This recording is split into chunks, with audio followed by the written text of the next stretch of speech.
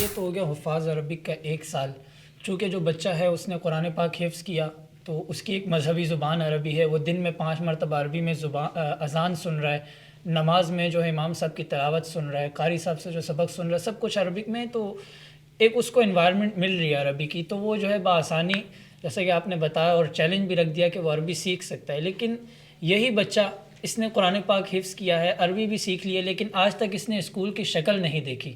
یعنی وہ کبھی اسکول گیا نہیں ہے. تو آپ لوگوں کا یہ دعویٰ ہے کہ آپ دوسرے سال میں اس کو جو ہے اتنی انگلش سکھا دیتے ہیں کہ وہ بآسانی 1 سال میں ایک چھوٹا بچہ انگلش میں بات چیت کر سکتا ہے. نہ یہ کہ صرف بات چیت کے, بلکہ وہ ایک پبلک کے سامنے کھڑا ہو کے اسپیچ بھی دیتا ہے.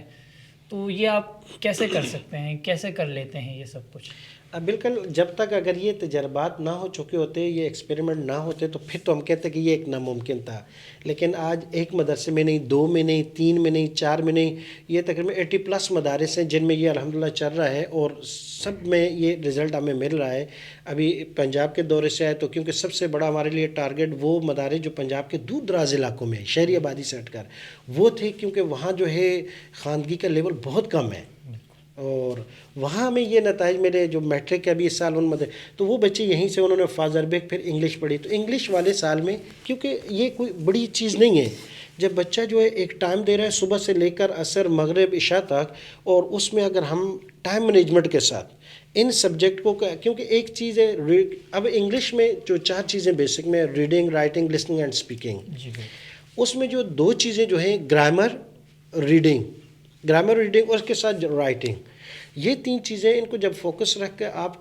دن میں 2-3 گھنٹے ایک ٹاپک کو, ایک سبجیکٹ کو دے رہے ہیں, تو میرے خیال میں یہ 1 سال بھی بہت زیادہ, یہ بہت آسانی سے ہو سکتا ہے. اور الحمدللہ یہ ہو رہا ہے. تو اس میں بچہ انگلش, میتھ, سائنس, یہ تمام چیزیں 1 سال میں آسانی سے کور کر لیتے ہیں. انگلش میں ان بچوں کو نصاب کہاں کا پڑھایا جاتا ہے؟ کسی ادارے سے آپ نے لیا, کسی یونیورسٹی سے لیا, یا اپنا تیار کردہ کوئی نصاب ہے؟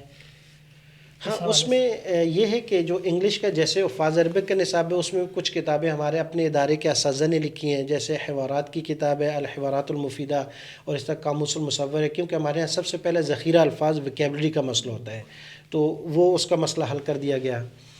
اب حفاظ انگلش میں آتے ہیں تو اس میں بھی ایسے ہی ہے کہ اس میں کچھ تو کتابیں ایسی ہیں کہ جو سٹینڈرڈ ہیں, جیسے ریڈنگ کے لیے ریڈنگ سرکل کا استعمال کیا جاتا ہے, اور آکسفورڈ کی ایکٹیو انگلش ہے. آکسفورڈ کی آپ مدارس میں کتابیں پڑھا رہے ہیں؟ جی, اور اس کے ساتھ کچھ کتابیں ایسی ہیں جو ہمارے اپنے مدرسے کے اساتذہ کی ہی ڈیزائن کرتے ہیں, جو انہوں نے طلباء کے لیول کو دیکھ کے ان کے مطابق, ان کی ضرورت کے مطابق, جیسے اس میں سے کنورسیشن ہے, تو وہ مدارس کے لحاظ سے وہ بچوں کے لیول سے کہ شروع سے ان کو کیسے اٹھایا جائے, اس لحاظ سے ان کو ڈیزائن کر دیا گیا. اس طرح وکیبلری کے لیے, یعنی وہ الفاظ جو سب سے زیادہ استعمال ہونے والے ہیں, ورب, ان کی ایک لسٹ بنا دی گئی. اس طرح ناؤن کی ایک لسٹ بنا دی گئی, اور باقی پھر وہ گرامر ہے, وہ ٹیچر کے ساتھ گائیڈ لائن ہوتی ہے کہ اس طریقے سے ان کو پڑھانا ہے. تو الحمدللہ بالکل آسانی سے یہ ہو جاتا ہے. اور اس کے بعد جو ہے متقدم کا سال, تیسرا سال آپ نے کہا؟ جی, تیسرا سال متقدم کا ہے, اور متقدم میں ہمارے پاس باقی تو کیونکہ وہ پورے پاکستان میں ہر صوبے کے لحاظ سے جو 9th کا سلیبس ہے وہی ہے, جیسے فزکس, کیمسٹری سبجیکٹ تو بالکل ہیں کہ فزکس ہے, کیمسٹری ہے, بایو ہے, یا کمپیوٹر اس کے الٹرنیٹ میں کوئی رکھتے ہیں. تو یہ سبجیکٹ ہر اپنے صوبے کے اپنے نصاب میں, لیکن یہ ہے کہ یہ وہی جس بورڈ کا ہے وہی لے لیتے ہیں, اور اس کے ساتھ ہمارا جو اپنا مدارس کا ہے وہ نحو ڈال لیتے ہیں کہ اقناع الضمیر, اور اس کے ساتھ ساتھ جو ہے اجراء الضمیر رکھ دیا جاتا ہے, تاکہ جو ہے بچے جو ہمارا اولا کا نصاب ہے وہ اس کے ساتھ ہو جائے. تو 1 سال میں الحمدللہ یہ دونوں چیزیں ہو جاتی ہیں, اور اس کو ایک نہیں, ہمارے پورے پاکستان کے علماء نے آ کے دیکھا بچوں کے دونوں چیزوں کو کہ صرف نحو میں یہ بچے کیسے ہیں, پھر اس کے ساتھ اسکول میں کیسے ہیں, تو یہ دونوں چیزوں کو الحمدللہ بہت اچھے انداز میں کر لیتے ہیں. اچھا سر, یہ جو اسکول کے مدارس میں آپ پڑھا رہے ہوتے ہیں, حفاظ ایجوکیشن کا جو بچہ ہے جو اسکول میٹرک سے امتحان دے رہا ہے, اور دوسرا وہ جو اسکول میں ہی پڑھا اور اسکول کے, تو ان دونوں کے رزلٹ میں کچھ فرق ہوتا ہے, اپس اینڈ ڈاؤنس کچھ ہوتے ہیں؟ ویسے یہ سوال ہم سے اکثر کیا جاتا ہے, اور یہ ایک وقت میں تھا بھی کہ کچھ چیزیں وہ ایک جگہ جمع نہیں ہو سکتی. مثلاً ان میں سے یہ تھا کہ ایک اعتراض یا کہیں کہ سوال کیا جاتا تھا کہ مدارس کے اندر جب ایک طالب علم بیک وقت 2 تعلیم کر رہا ہے, کہ وہ مدرسے میں بھی پڑھ رہا ہے، مدرسے کی تعلیم بھی، اور اس کے ساتھ ساتھ دوسری سائڈ میں وہ اسکول کی طرف بھی جا رہا ہے. تو یہ کہہ لیں کہ دائیں بازو اور بائیں بازو وہ کہہ رہے ہیں کہ دونوں اکٹھے نہیں ہو سکتے تھے. کہ وہ کہہ رہے کہ یا تو یہ اعتراض یہ تھا کہ یہ نہ تیتر بن سکتا ہے نہ بٹیر بن سکتا ہے، نہ ایک چیز کر سکتا ہے نہ دوسری، نہ یہ ادھر کو ہوگا نہ ادھر کو ہوگا، یہ دو کشتیوں کے سوار ہے. یہ سوال بڑے عرصے تک ہم نے بھی سنا اور ہمیں بھی یہی ایسے ہی کرنے کے لیے کہا گیا، لیکن الحمدللہ حضرت مفتی صاحب کی نگرانی میں جب اس کو چلایا گیا تو آج ہم یہاں کھڑے ہیں کہ دعوے سے یہ کہہ سکتے ہیں. اور ہم الحمدللہ اللہ تبارک و تعالیٰ ہمیں معاف فرمائے کہ بڑی بات نہیں ہے، بڑی بات نہیں ہے اساتذہ کی اور مشائخ کی دعاؤں سے کہ دونوں تعلیمیں بیک وقت بہترین رزلٹ کے ساتھ دے رہے ہیں، اور طلبہ دونوں کے اندر، یعنی اسکول کی تعلیم میں بھی، جیسے ہمارے اس وقت وفاظ کے جتنے پورے پاکستان میں جہاں میٹرک کا رزلٹ ہے، ہمارے اپنے ادارے جامعۃ الانور کا جو رزلٹ ہے وہ ایسے ہے کہ اب ہمارے پاس 27 بچے ہیں جنہوں نے میٹرک کا امتحان دیا تھا. ان میں سے 12 اسٹوڈنٹ ہیں جو A+ میں ہیں، ماشاء اللہ 90+ میں جا رہے ہیں. اس کے علاوہ جو تقریباً 8 بچے ہیں جو A گریڈ میں ہیں، تو 20 بچے ہو گئے A اور A+ کے. 7 بچے جی سندھ بورڈ میں، میٹرک کراچی میٹرک بورڈ میں، اور 7 بچے ہیں کہ جن کا رزلٹ B گریڈ ہے لیکن B میں بھی پلس ہے، کچھ نمبروں سے وہ A گریڈ سے رہ چکے ہیں. C گریڈ میں کوئی نہیں ہے، B گریڈ میں نہیں ہے، یا کسی کے فیل ہونا، تو یہ تو آج تک اس کو تو ہم تسلیم ہی نہیں کرتے. اور اس کے ساتھ مدرسے کی تعلیم بھی جاری رکھیں. اور اس کے ساتھ جو مدرسے کی تعلیم کے اولا میں وہ بچے ہوتے ہیں، پھر اس کے بعد آگے ثانیہ میں یہ بچے جاتے ہیں، تو ساتھ وہاں وہ انٹر میں ہیں، اور دونوں کا بہترین رزلٹ ہے. اب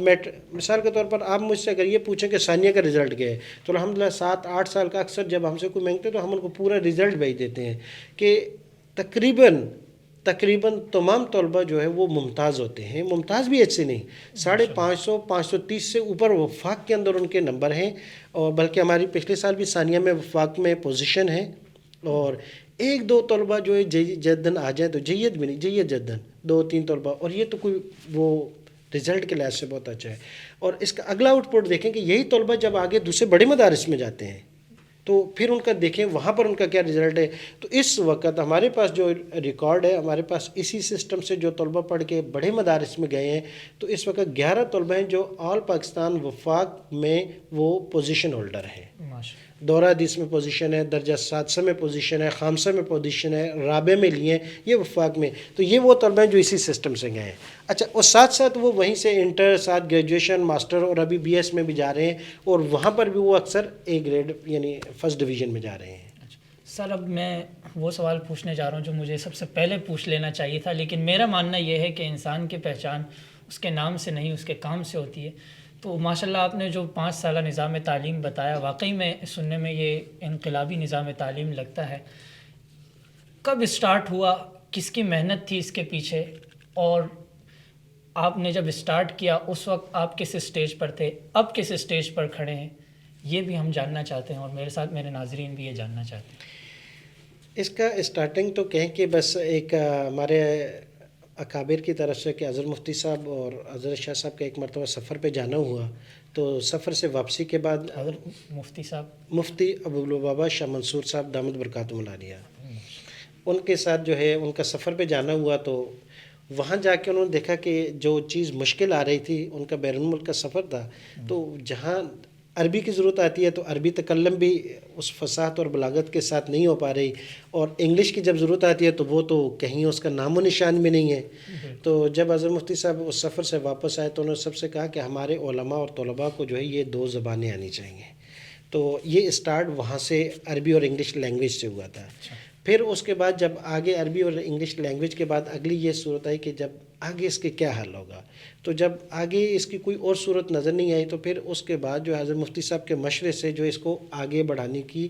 ارادہ کیا گیا کہ اس کو آگے بڑھایا جائے، طلباء کو ساتھ جو ہے اسکول کی کچھ تعلیم دے دی جائے. تو پھر وہاں سے جو ہے یہ تقریباً یہ 2008 یا 2009 کی بات ہے کہ جو پھر اس کو آگے لے گئے. تو پھر کرتے کرتے یہ 5 سالہ پہ ہوا، جس میں اس میں میٹرک کو بھی ڈال دیا گیا، اس کے ساتھ اولا کو بھی، اور ثانیہ کا پہلا سال بھی اس میں ڈال کے یہ 5 سالہ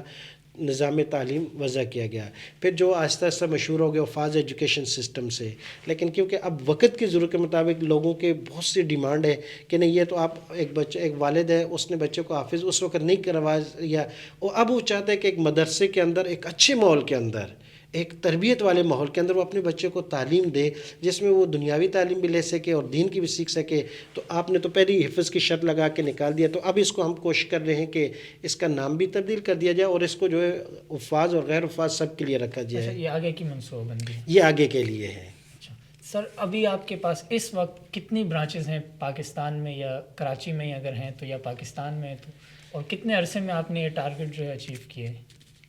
یہ تقریباً اس سال جو ہمارے پاس ہیں, جو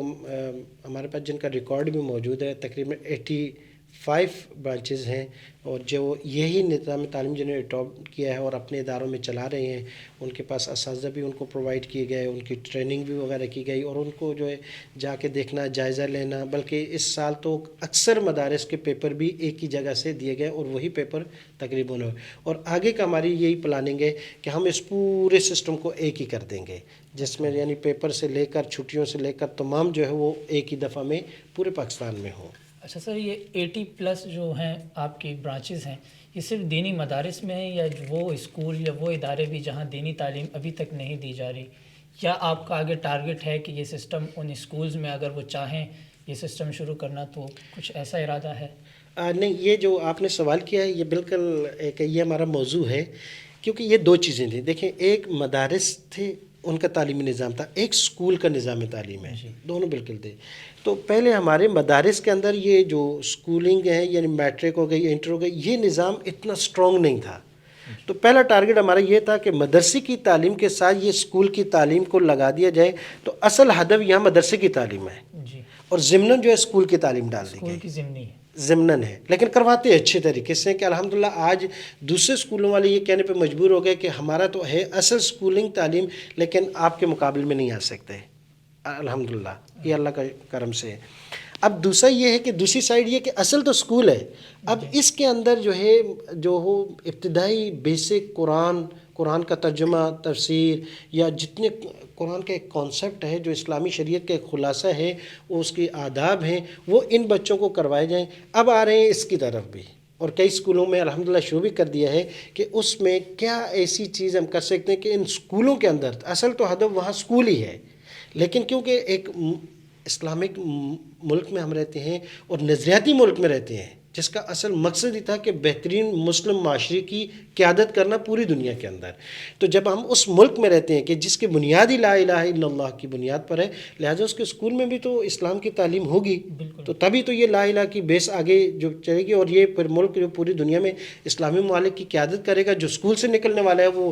دین کی تعلیم, دین کی سمجھ بوجھ رکھ رہا ہوگا, تو تبھی یہ ممکن ہے. تو اس کے لیے اب ہمارا یہ ہے, اور کئی اسکولوں کے ساتھ چل بھی رہا ہے, کہ ان اسکولوں میں